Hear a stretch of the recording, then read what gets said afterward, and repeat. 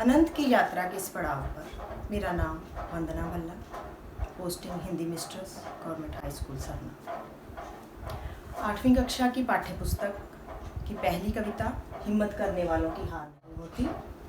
हरिवंश राय बच्चन द्वारा लिखी इस कविता की ऐसा प्रसंग व्याख्या करेंगे और प्रश्नों के उत्तर बताएंगे। तो इसमें है, हिम्मत करने वालों की हार नहीं होती, लहरों से डरकर नैया पार नहीं होती। तो इसका प्रसंग इस प्रकार है। हम लिखेंगे प्रस्तुत पद्य खंड, जब प्रस्तुत पद्यांश, जब प्रस्तुत पंक्तियाँ।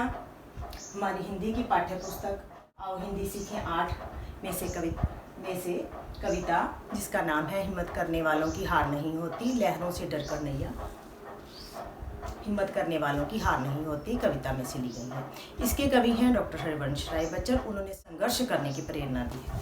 व्याख्या इस काव्य पंक्तियों की कुछ इस प्रकार है कि इसमें कवि ने कहा है कि ये बात बिल्कुल सत्य है कि लोग जीवन में जो हिम्मत करते हैं, संघर्ष करते हैं, वही विजयी होते हैं, और जो लहरों से डर जाते हैं उनकी नैया कभी भी पार नहीं होती, वो मंजिल तक नहीं पहुंचते। तो भाषा बड़ी सरल है इस कविता की, और इसमें उन्होंने हिम्मत और संघर्ष करने की प्रेरणा दी है। उन्होंने कहा है कि लहरों से डरने वालों की नैया पार नहीं होती, और जो हिम्मत करते हैं उनको ही सफलता और उन्हें ही विजय मिलती है।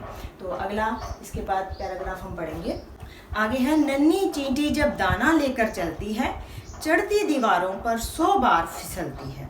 मन का विश्वास, रगों में साहस भरता है, चढ़कर गिरना, गिरकर चढ़ना ना अखरता है। आखिर उसकी मेहनत बेकार नहीं होती, कोशिश करने वालों की हार नहीं होती। प्रसंग में फिर हम लिखेंगे प्रस्तुत पंक्तियाँ, या प्रस्तुत पद्यांश, या प्रस्तुत पद्य खंड।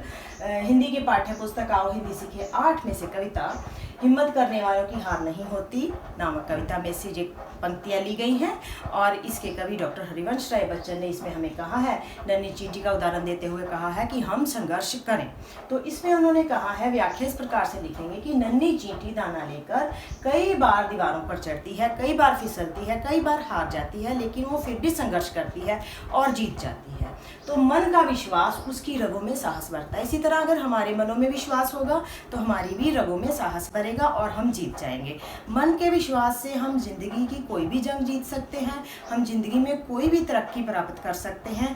और क्या है, जैसे इस वक्त कोरोना महामारी फैली हुई है, कितना दिलों में डर है कि भगवान हमारे भारत देश को बचा लो। तो अगर हम हिम्मत रखेंगे, संघर्ष करेंगे, तो जरूर हम इस महामारी पर विजय प्राप्त करेंगे। तो आगे उन्होंने कहा है कि जो मेहनत करते हैं उनकी मेहनत कभी भी बेकार नहीं होती, और कोशिश करने वालों की कभी हार नहीं होती। इसमें कवि ने कहा है कि कोशिश और मेहनत करने वालों की कभी हार नहीं होती। आगे हमारे पास पंक्तियां हैं। डुबकियां सिंधु में गोताखोर लगाता है, जा जाकर खाली हाथ लौट आता है। मिलते ना सहज ही मोती पानी में, बढ़ता दूना उत्साह इसी हैरानी में। मुट्ठी उसकी खाली हर बार नहीं होती, हिम्मत करने वालों की हार नहीं होती। तो हम लिखेंगे प्रस्तुत पद्य खंड या प्रस्तुत पंक्तियाँ आओ हिंदी सीखें 8 नामक पुस्तक में से ली गई हैं। कविता का नाम है हिम्मत करने वालों की हार नहीं होती, कवि हरिवंश राय बच्चन है, और हिम्मत और संघर्ष करने का इन्होंने प्रेरणा दी है। व्याख्या में लिखेंगे कि गोताखोर जो है वो सागर में मोती निकालने के लिए कई बार डुबकियां लगाते हैं, कई बार खाली हाथ आते हैं। अगर वो निराश हो जाएं तो फिर आगे वो कभी भी मेहनत नहीं करेंगे, लेकिन वो निराश नहीं होते। और क्या होता है, उसका इसी से दूना उत्साह बढ़ता है कि हमने पानी में जाना है और मोती ढूंढ कर लाने हैं। ठीक है, इसी दूने उत्साह से वो फिर पानी में उतरते हैं, सागर में उतरते हैं, और उनकी मुट्ठी हर बार खाली नहीं होती। वह हिम्मत करते हैं, वो सागर से मोती निकाल कर लाते हैं। अगर हम भी जीवन में हिम्मत करें, हम जीवन की परेशानियों से नहीं घबराएंगे, तो हमारी भी मुट्ठी में जरूर मोती भरे जाएंगे, और हम भी एक दिन जीत जाएंगे, एक दिन हम विजय प्राप्त करेंगे। जो हमें ओहदा या हमें सफलता मिलनी चाहिए, जिसके हम काबिल हैं, हम एक दिन उस तक जो जरूर पहुंचेंगे और वो सफलता जरूर प्राप्त करेंगे, वो पेपर जरूर क्लियर करेंगे। इस तरह से हम कह सकते हैं कि हिम्मत करने वालों की कभी भी हार नहीं होती। इससे अगला पैराग्राफ हम लेके चलेंगे। इससे लास्ट पैराग्राफ में क्या है कि काव्य पंक्तियों में, असफलता एक चुनौती है स्वीकार करो, क्या कमी रह गई देखो और सुधार करो। जब तक ना सफल हो नींद चैन से त्यागो तुम, संघर्ष करो मैदान छोड़ो मत भागो तुम।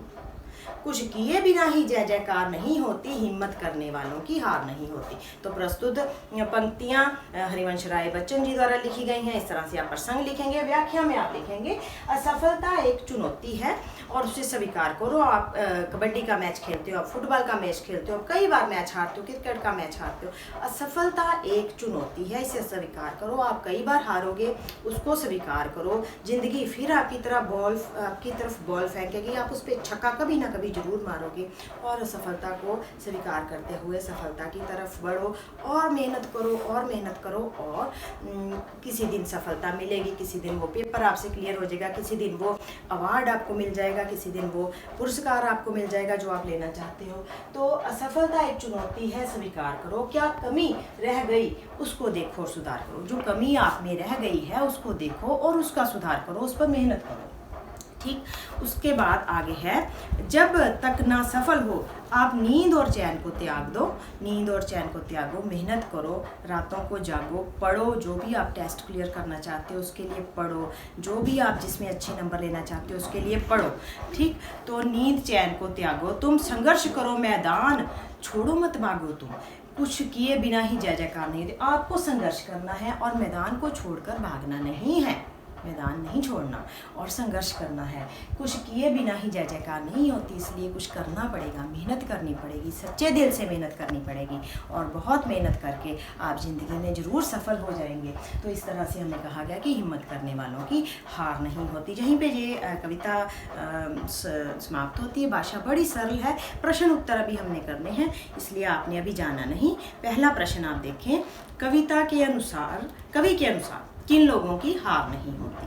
तो पहला प्रश्न है कि कवि के अनुसार किन लोगों की हार नहीं होती। तो इसको एक या दो वाक्यों में ही हमने उत्तर लिखना है, ज़्यादा लंबा इसका उत्तर नहीं मांगा जाएगा। 3-4 प्रश्न है जिसका ज़्यादा लंबा उत्तर नहीं मांगा जाएगा। तो इसका उत्तर है कि हिम्मत करने वालों की हार नहीं होती। कवि के अनुसार हिम्मत करने वालों की हार नहीं होती। अगला प्रश्न है, नन्ही चींटी की क्या विशेषता है। तो नन्ही चींटी की विशेषता आप देखिए कि नन्ही चींटी दीवार पर चढ़ते हुए बार बार फिसलती है पर हार नहीं मानती। दीवार पर चढ़ने के लिए वो सैकड़ों प्रयास करती है पर हार नहीं मानती। बार बार प्रयास करती है, हार नहीं मानती। उसके मन में विश्वास और बढ़ता जाता है और आखिर में वो दीवार पर चढ़ने में सफल हो जाती है। अगला प्रश्न देखो, गोताखोर सिंधु में डुबकियां क्यों लगाता है। तो गोताखोर सिंधु में क्यों डुबकियां लगाता है। मोती निकालने के लिए। हम लिखेंगे गोताखोर मोती निकालने के लिए सिंधु में डुबकियां लगाता है। अगला प्रश्न चलो, हिम्मत करने वालों को असफलता को किस रूप में स्वीकार करना चाहिए। हिम्मत करने वालों को असफलता को किस रूप में स्वीकार करना चाहिए। हिम्मत करने वालों को असफलता को किस रूप में स्वीकार करना चाहिए। हिम्मत करने वालों, यहाँ पे वालों की टाइपिंग गलत हो गई है, आप जरा ठीक कर लेना बच्चों। हिम्मत करने वालों को असफलता को चुनौती के रूप में स्वीकार करना चाहिए। टाइपिंग में थोड़ी सी मिस्टेक है, ये आपने सुधार करना है। हिम्मत करने वालों को असफलता को चुनौती के रूप में स्वीकार करना चाहिए। अब आगे 2 प्रश्न हैं हमने करने, वो थोड़े बड़े उत्तर इसमें लिखने हैं। 4 या 5 पंक्तियों में उत्तर मांगा जाएगा। पहला प्रश्न है, चढ़कर गिरना गिरकर चढ़ना ना अखरता है। ये पंक्ति कवि ने किसके लिए कही है और क्यों। उत्तर है, ये पंक्ति कवि ने चींटी के लिए कही है, क्योंकि चींटी के मन का विश्वास उसके रगों में भर जाता है, उसके रगों में विश्वास भर जाता है। उसकी सफलता के कारण वो और विश्वास से भर जाती है कि मैं कभी ना कभी सफल हो जाऊंगी।